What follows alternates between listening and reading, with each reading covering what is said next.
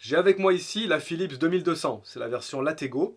Cette machine-là, c'est un peu l'entrée de gamme de Philips dans les machines à grains. J'étais très impatient de tester cette machine parce que Philips est la seule marque qui propose à ce prix-là le système One Touch, ici, qui va nous permettre de faire des boissons lactées et le cappuccino en appuyant simplement sur une touche.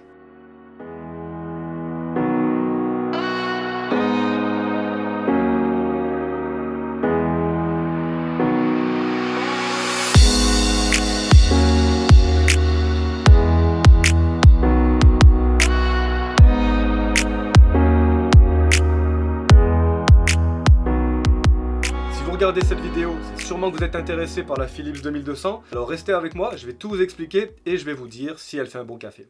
Comme je vous le disais dans l'introduction, le modèle 2200, c'est l'entrée de gamme de Philips dans les machines à grains. Juste au-dessus, on a la 3200, qui est un petit peu plus perfectionnée avec plus d'options. Et après, on a la 4300 et la 5400, qui est un excellent modèle avec un écran tactile.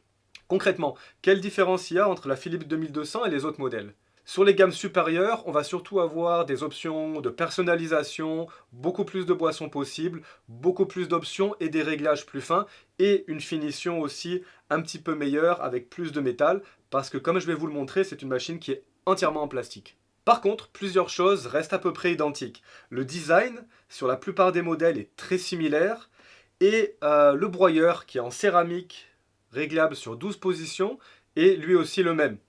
C'est bon à savoir. Une petite info au passage, c'est pas une vidéo sponsorisée, cette machine-là, je l'ai achetée moi-même pour la tester et pour vous la présenter maintenant. Et alors au niveau design, je vous le dis tout de suite, moi j'apprécie beaucoup. Par contre, j'ai été un petit peu déçu au début quand j'ai acheté la machine de voir qu'elle était entièrement en plastique. On n'a pas une seule note de métal, le repostat c'est lui aussi en plastique. Est-ce que c'est vraiment un problème? Moi je trouve pas et j'ai été vraiment agréablement surpris par la qualité de la finition, par l'utilisation de ce plastique mat, noir mat. Comme vous pouvez le voir ici, le repostat c'est lui aussi en plastique mais il est un peu strié. Le chauffe-tasse aussi, et puis les deux panneaux sur les côtés sont aussi un peu striés.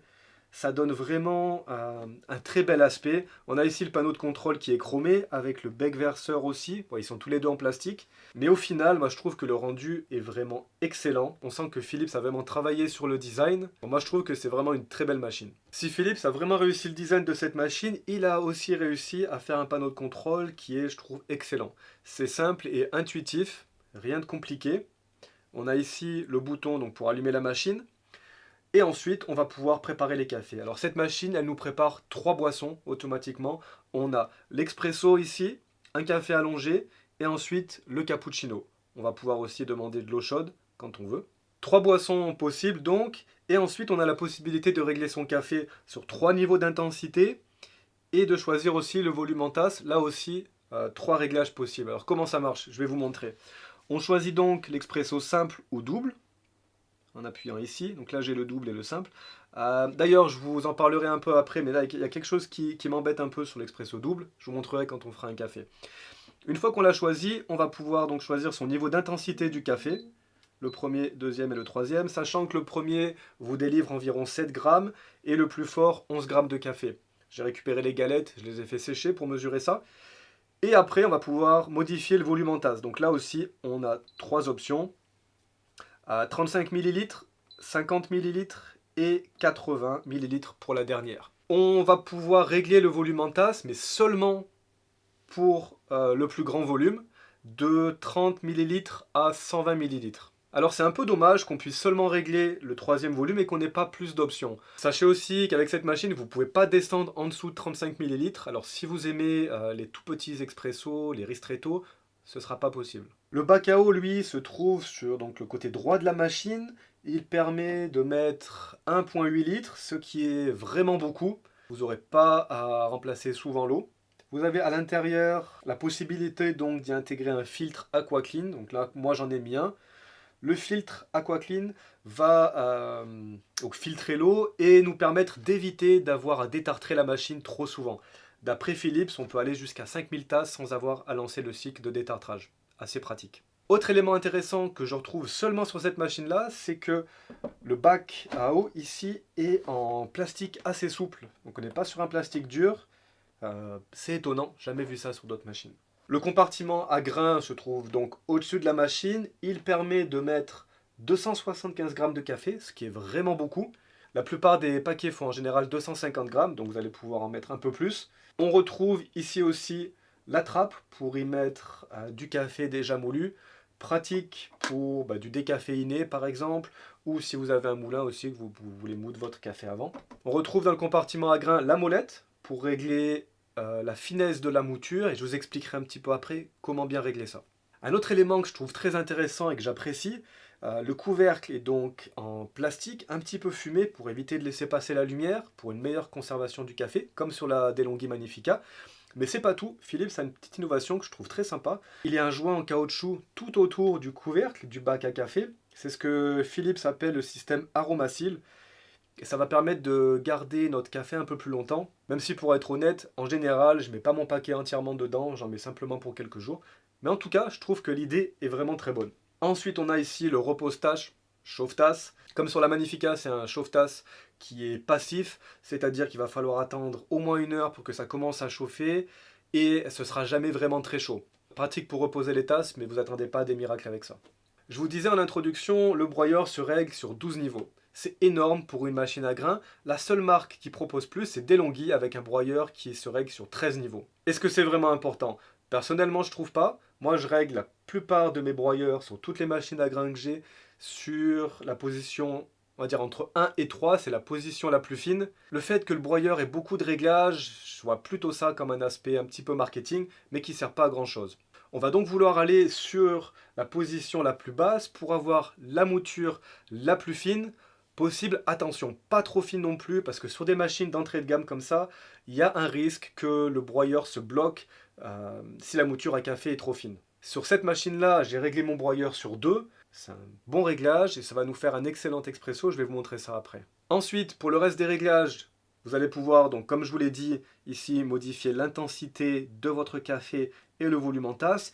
Et vous allez aussi pouvoir changer la température de l'eau. Je l'ai mise moi au maximum. Et j'ai été agréablement surpris de voir que le café était vraiment chaud. De temps en temps, on peut trouver que sur des machines automatiques comme ça, qui utilisent un système thermobloc, le café qui sort est pas assez chaud. Avec la Philips 2200, aucun problème. Petit rappel, quand vous voulez modifier la finesse de la mouture, faites-le toujours en tournant la molette ici, quand la machine est en train de broyer du café. Et évitez de passer de la position 12, la plus grossière, à la plus fine, 1 par exemple. Si vous êtes toujours avec moi et que vous aimez cette vidéo, je peux vous demander un petit service, c'est simplement d'aller mettre un like en bas. Et bien sûr, si ça vous dit, abonnez-vous à la chaîne. Pour ce qui est du nettoyage, comme toutes les machines à grains, vous allez devoir nettoyer ici le bac de récupération de marc de café et puis l'eau ici qui coule à l'intérieur.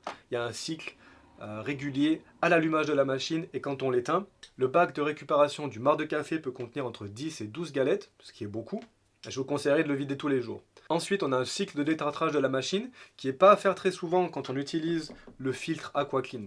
Quand ce bouton ici va clignoter, ce sera le moment de mettre le produit détartrant à l'intérieur du bac et de lancer le cycle. Tout est automatique. Un autre élément important à nettoyer sur cette machine-là, comme sur la Magnifica ou encore les Melita, c'est le bloc d'infusion. On le trouve en retirant ici le bac à eau. Vous allez trouver une petite trappe que vous allez ouvrir.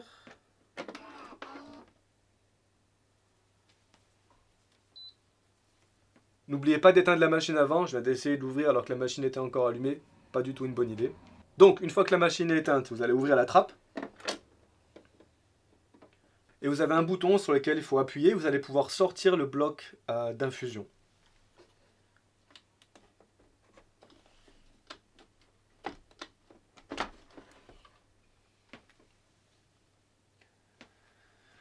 Pour nettoyer votre bloc d'infusion, il suffit simplement de le passer sous l'eau tiède et de le laisser sécher à l'air libre pendant quelques heures.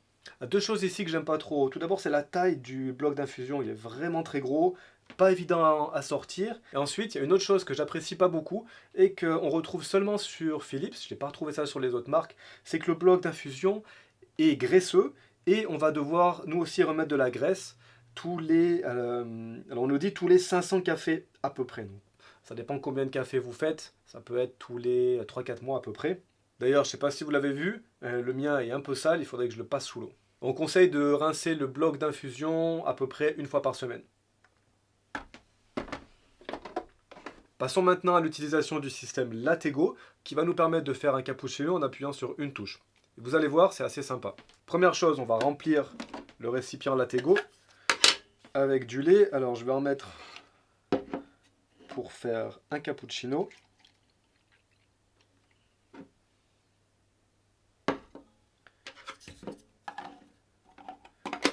Ensuite, replacer donc le récipient Latego, il se clip très facilement. Hop. Il n'y a rien à faire. Assurez-vous que votre tasse soit bien placée dessous. Faites pas la même erreur que moi. J'ai déjà mis ma tasse un peu de travers et j'ai perdu tout mon lait à l'intérieur ici du récipient de récupération. Donc on a mis assez de lait ici pour une tasse. On va choisir après cappuccino. Et alors là, comme pour les réglages au niveau du café, on a la possibilité de régler la puissance ici du café sur 3 niveaux et le volume en tasse. On va garder les 3 et on va lancer un cappuccino comme ça. Ah oui, j'ai pris mon téléphone et on va mesurer les décibels parce que c'est quelque chose qui des fois m'embête un peu. Le volume sonore est assez fort.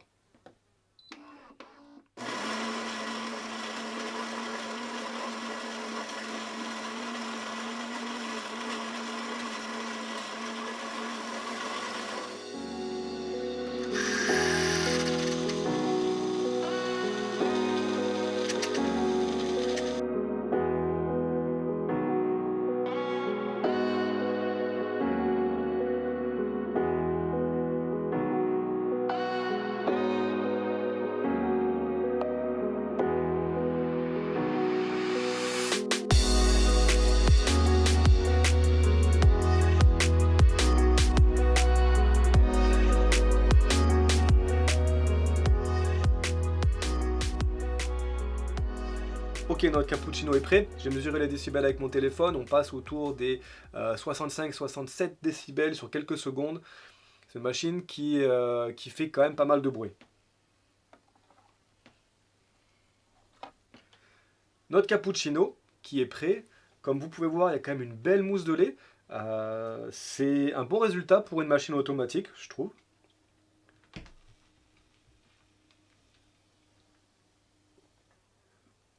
Si le résultat en tasse est vraiment bien, il y a 2-3 petites choses qui m'embêtent un peu. Alors la première, vous le voyez ici, c'est qu'à chaque fois, en fait, le système Latego ne peut pas récupérer l'ensemble de ce qu'il y a dans le pichet et il y a toujours un petit résidu de lait. Alors c'est pas grand chose sur une fois, mais j'imagine que sur une année de consommation, par exemple, si vous buvez énormément de cappuccino, ça peut commencer à faire. Un autre élément que je trouve un petit peu dommage, c'est qu'il n'est pas possible d'utiliser le système Latego pour faire simplement de lait. À chaque fois, on va choisir le cappuccino et la machine va moudre du café.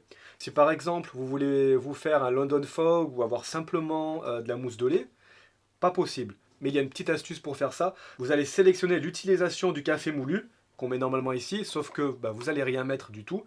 Et vous allez prendre ensuite cappuccino. De cette manière, le lait va être chauffé, arrive dans la tasse, et il n'y aura rien à moudre, la machine s'arrête et vous allez avoir votre lait qui est prêt. Maintenant qu'on a fait un cappuccino, on va passer à l'expresso. Alors avant de lancer, ce que je trouve un peu dommage, c'est que quand on va choisir le double expresso, la machine en fait va pas prendre plus de café à moudre, elle va simplement lancer 2 cycles d'expresso. Donc vous allez avoir une première mouture, le café qui sort, et ensuite ça va recommencer avec l'extraction complète. J'aurais préféré, comme Sola DeLonghi Magnifica, que la machine prenne simplement plus de café pour me faire un cappuccino un peu plus corsé. J'aurais préféré, comme Sola DeLonghi Magnifica, que la machine prenne plus de café pour me faire un expresso un petit peu plus corsé. On va y aller avec expresso simple, donc double expresso simple. Donc là on est sur 11 grammes de café, sur 35 millilitres à peu près. Allez.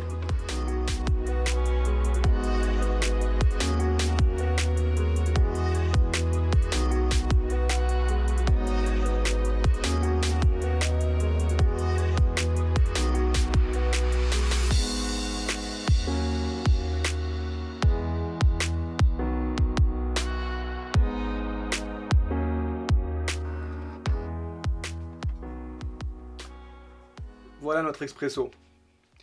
Comme je vous le disais un petit peu avant, il sort vraiment très chaud. C'est un plus pour ce type de machine. Il faut souvent attendre 1 minute pour pouvoir le boire.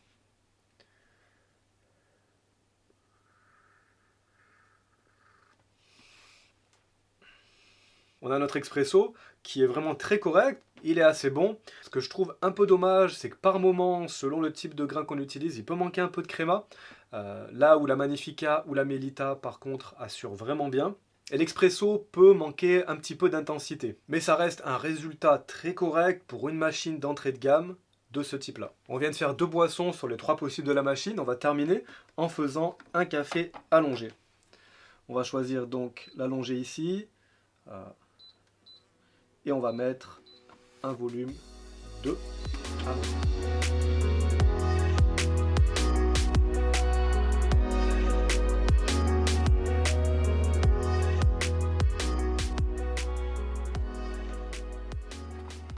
Et voilà, si vous aimez les cafés un peu plus allongés, on a une belle tasse.